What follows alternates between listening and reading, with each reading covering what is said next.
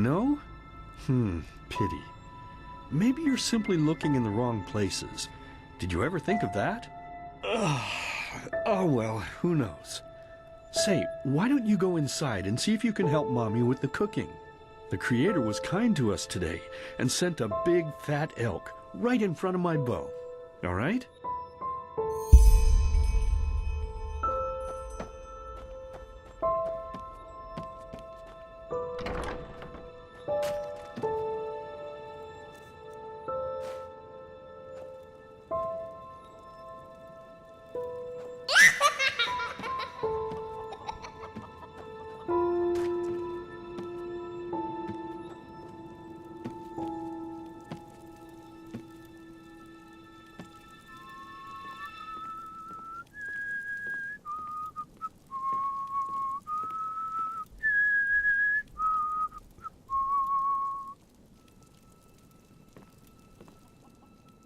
My, I totally forgot what a mess I left here. But I was right, wasn't I? A real gem we've got here. Well then, let's waste no more time and get to it, shall we? What? Now would you look at that? I totally forgot about them. They're dead, don't you remember? You murdered them back then, both of them. But hey, no use crying over spilled milk, right? At least this means there's more meat for the two of us. You still remember how to do this, right? First, off with the skin. Slice up the belly, then out with the entrails. I'll look for a nice sharp knife in the meantime to cut off the head. I don't think either of us wants to eat that, do we?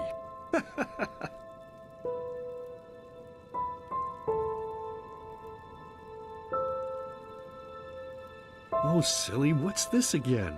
We both know that's a lie. You did it. I remember it all. First, you set this horrible fire to your sister's crib. She screamed and screamed, and Mommy heard it, but when she finally got there, nothing was left of her but burnt flesh. And, oh gosh, do we really need to go through this again? You know how sad it makes me when you do this. You killed them, period. No matter how often you tell me you didn't, it changes nothing. You hear me? Nothing. Now please, let's start cooking. I'm so bloody damn hungry. Oh, by the Creator's name, why are you telling these lies? Isn't it enough that you murdered us? Do you really have to bother me over and over with your stupid, pathetic, and pointless whining? You know, sometimes I wish the Creator would have made me just a little less merciful. Just a little less pious. Because then I would have realized that you were tainted by sin long before any of this had ever happened. And instead of raising you, feeding you, and loving you like a father does, I would have put you in the horse trough right after you were born. Yes, I should have killed you. I should have just killed you. Just like you killed us. And now, you think you're safe because we're all under the earth, don't you? Well, listen up, my child. You are wrong. And do you know why? Because the dead don't forget. Do you hear me? The dead don't forget. Now enough of this useless chatter. I'm bloody starving. Bring me the meat, you spoiled brat. Bring it to me. Bring me a nice crisp piece of meat. Bring me a nice crisp piece of meat! Bring me a nice crisp piece of meat! Bring me a nice crisp piece of meat! Bring me a nice crisp piece of meat!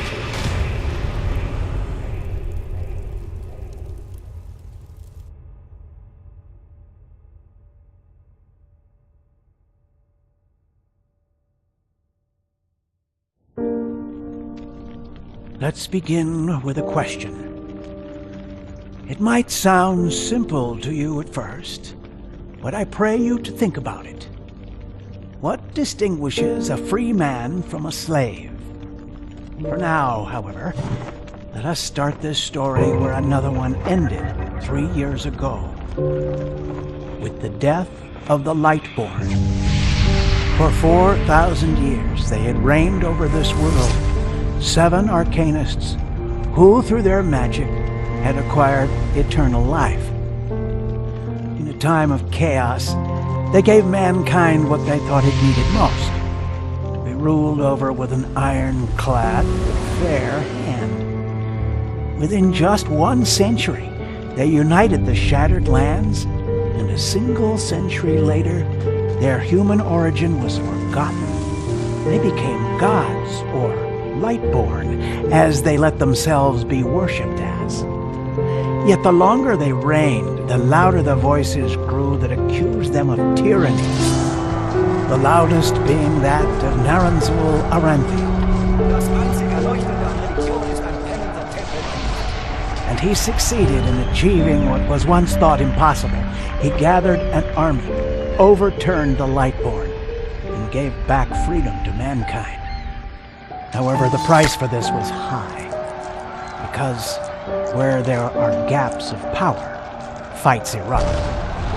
As such, this world grew into what it is today, shattered, riven, and broken into pieces.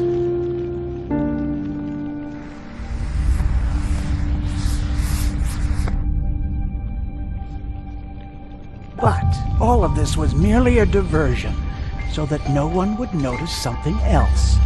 The death of the Lightborn had set something into motion, a clockwork. Having long stood still, its gears now once again slowly began to turn. This is the story of someone who wanted to be free.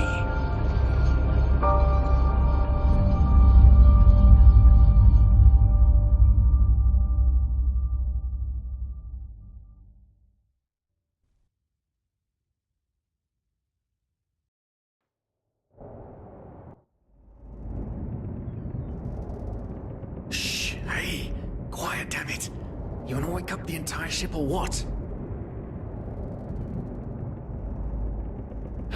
Well, sorry. That was a bit harsh. I'm just nervous, that's all. It was that dream again, wasn't it? Uh-huh. Seriously, if we had a penny for every night since we met where you woke up screaming, we'd probably be traveling to Enderal in our own starship and... well, not like this. Some things never change, I guess.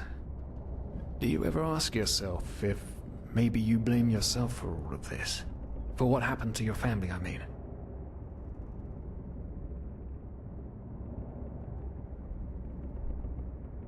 As determined as ever. I guess you're right. But... who knows? Maybe everything is going to be different now. It's strange, isn't it? The way life sometimes goes? Now, if you had told me that a few weeks ago, I would have at the very least called you insane. But if the stories are true, there's no better place for a fresh start. Can you believe it? Apparently there aren't even any slaves on Enderal. It's amazing. Only this whole blind passenger thing is making my head ache. We're talking about 500 pennies here. Even if we're able to find a job over there, we will still need the money for ourselves. Don't fool yourself. What we're doing here is theft. Unfortunately. But anyway, what's done is done. I just hope the Endralians are easier on Outlanders than the Neremes are. Your mother was a fugitive as well, wasn't she? Where exactly did she come from? You've told me 100 times, but I just keep on forgetting it.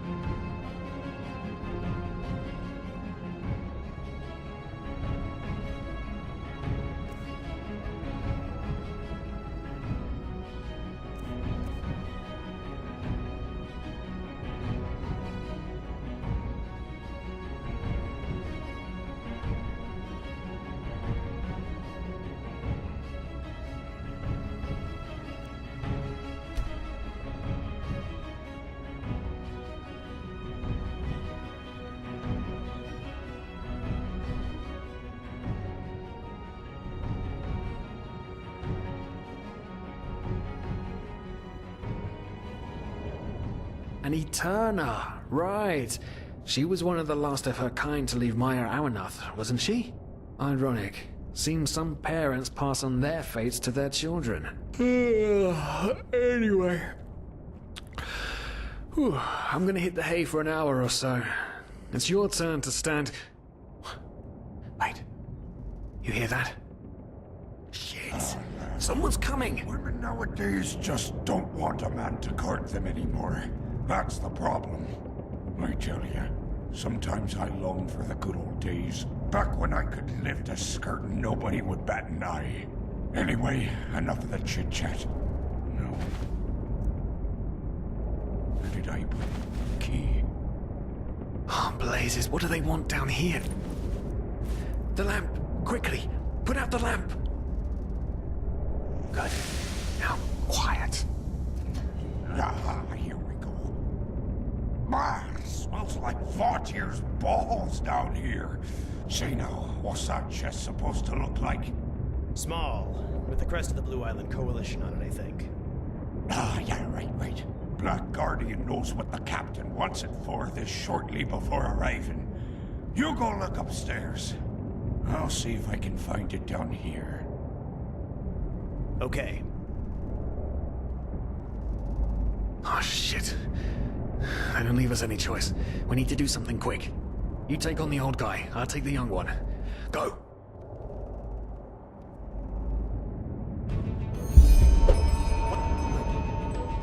Someone's there. Throw a hook to the face! Come on, dodge! You can do it!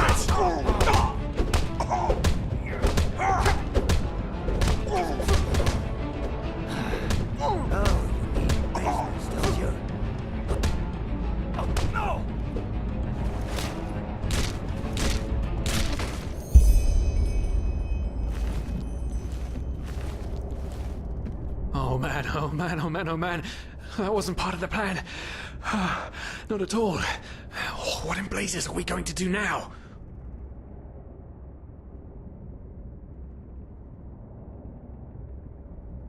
Yes, of course. That makes sense. One of them said it's not much longer until we arrive. With a little luck, no one will notice they're gone until then. Come on.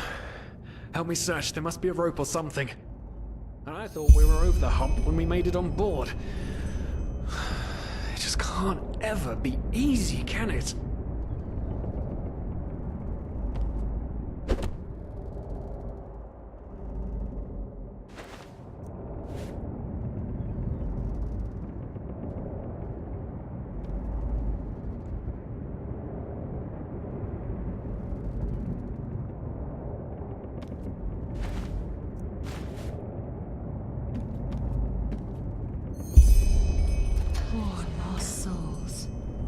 Probabilities have turned against you. What the? Who are you? You are confused by my sudden appearance. But my identity is irrelevant, as are you, dear Sirius. Unfortunately. What? Oh shit, please don't tell anyone we're down here, please! We didn't mean any harm, these guys were just... You ask that I not reveal you, for your intentions were not evil. And I believe you, but sadly, it's not compassion that rules my deeds. The first beat of a wing must happen. It is the only way the probabilities will fall into place. This is the way it has to be. The way it has been for eons. I am sorry. What the? Oh no! No! What are you doing? Please! Please don't leave! We just wanted to...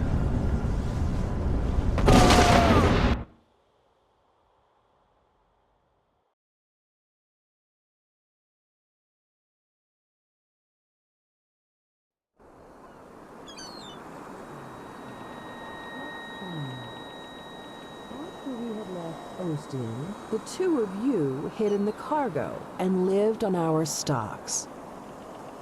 Then when Rick and Sebald found you, you gave them a beating.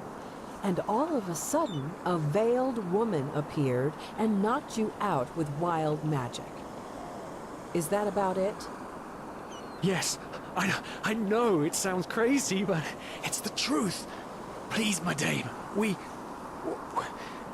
didn't have a choice. You've got to believe us, the war, we just wanted a second chance, that's all. A second chance. Yes, I think I understand you. You wanted to start a new life in a new land. And as my ship is one of the only ships still sailing the route since the wars, you were simply forced to board without paying. Yes, we could work for you, you know? We could scrub the deck, peel potatoes, anything to pay off our debt. And as soon as we've arrived... Heartbreaking. How truly, truly heartbreaking. But let's be honest. You did have a choice.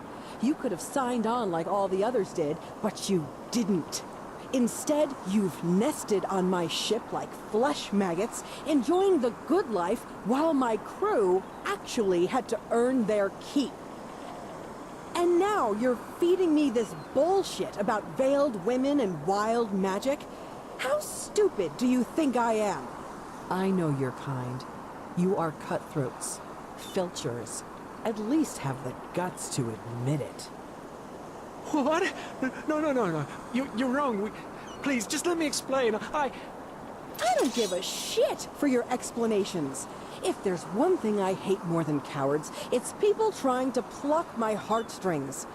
You two are scum. And there's only one kind of punishment for scum on my ship. Pull him up, Ruger. But Captain, they... Do it. Of course, Captain. I'm sorry, lad. You should have stayed in their room. But... You can't do this. Oh, believe me, I can. No,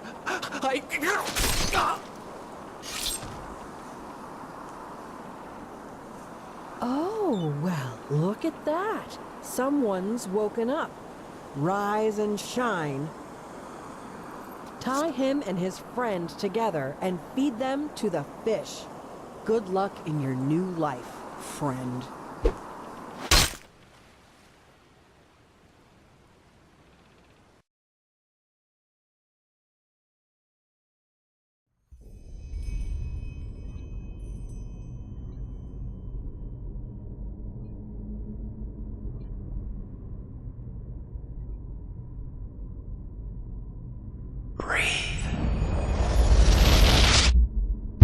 Tell me, what is time to the dead? Dreaming anyway. So many people just talk, and How never does it feel act. to be powerless? This is about your damn pride, Tina. I know I'm not real. At least not according to your definition. I know damn well I do. It's just... There was nothing I could do. This isn't happening. But then again, This just isn't happening. What is reality anyway? Selfish fool!